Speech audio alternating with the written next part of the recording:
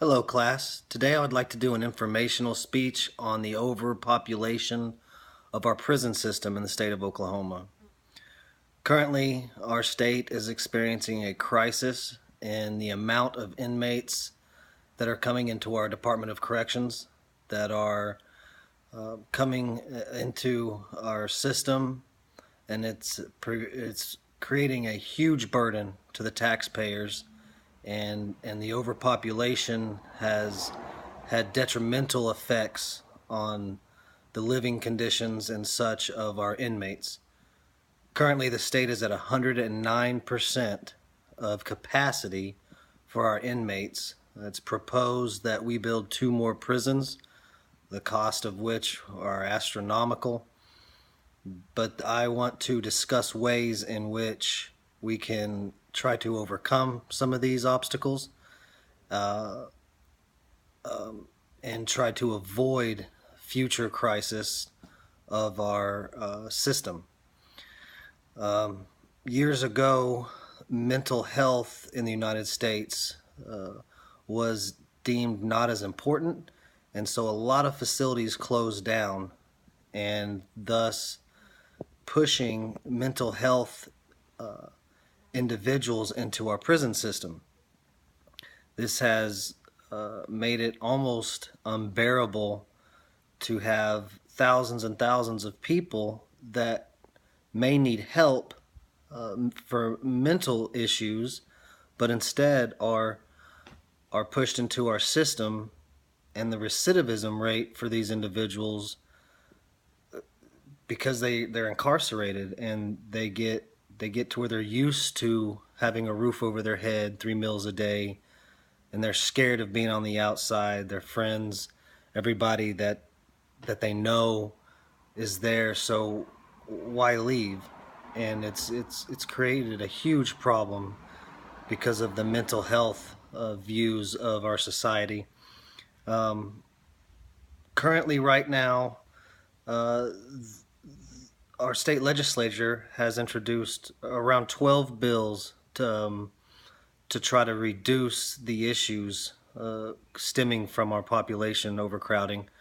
8 bills have actually been passed. One of them I'd like to talk about is Bill 689, and it stated that it gives prosecutors and judges alternate means. Instead of sentencing somebody to a minimum, say 4 years in prison, it actually gives them options to redirect sentencing. So for example, if you have a 18, 19-year-old kid straight out of high school, maybe he didn't go to college, and he's caught with, say, a small amount of marijuana, instead of a mandatory 2-year or 4-year sentence, it allows judges and prosecutors the option of redirecting the child, or, well, he's an adult now, but could be considered a child, first-time offender, to, say, community service or community corrections, whereas he's basically going to work every day, and instead of just putting them behind the walls for 2 solid years and institutionalizing the young man, he actually gets a chance to be a productive member of society while he's imprisoned, and maybe even serving the last 6 months, 8 months, 10 months of his sentence on GPS, wearing an ankle monitor. The new GPS systems actually can detect alcohol in the blood and drugs and such too. So I think just that one bill of 689 can do absolute outstanding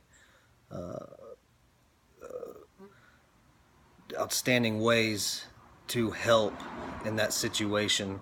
Um, these 8 bills that were passed, I think in the future will show wonderful steps towards eliminating a lot of the issues that we have with our prison system.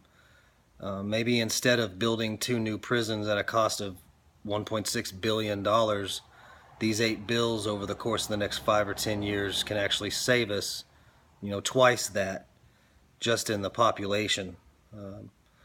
Currently, it costs $30,000-$40,000 a year to house somebody, And if we've got 60,000 people in prison, that can be overwhelming on the taxpayers. Uh, so, to sum it all up, I think we are taking the steps necessary. I think our legislature has got some great ideas on how to eliminate a lot of our issues when it comes to the overcrowding. And hopefully, we can get a lot of these bills passed, a lot of public support, because it's kind of been swept under the rug all these years until now all of a sudden Oklahoma's in a budget crisis and they're trying to pull money out of every department, and the Department of Corrections actually needs more money just to survive. So hopefully we can get these issues addressed and solve this problem. Thank you.